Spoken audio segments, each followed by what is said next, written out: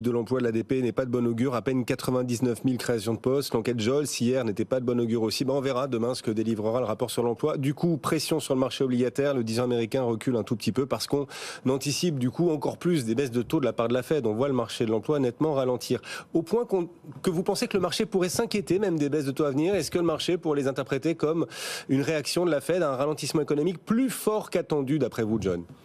Oui, tout à fait, parce qu'on a vu que, en fait, les marchés qui ont monté et les derniers records qu'on a eu la semaine passée sur le Dow Jones, par exemple, c'était la perspective d'un assouplissement de la politique de la Réserve fédérale, que la Fed allait baisser ses taux le 18 septembre prochain. Mais on va voir que de plus en plus, si le consensus s'attarde sur le fait que la Banque centrale sera encore trop accommodante, c'est-à-dire une baisse de 50 points de base, eh bien, ça va mettre le spectre, le fameux spectre dont on parle depuis quelques jours, de la récession en avant sur les marchés, et ça pourrait inquiéter beaucoup plus les investisseurs. Donc oui, 25 points de base, mais si ça devait être 50, eh bien, ça va être une autre histoire pour les marchés, et il ne faudrait pas s'étonner si les marchés baissaient, si la Fed baisser ses taux de 50 points le 18 septembre prochain. Eh oui, paradoxalement, effectivement, parce qu'on pourrait voir le verre à moitié vide, en l'occurrence, des baisses de taux plus massives, parce que l'économie irait moins bien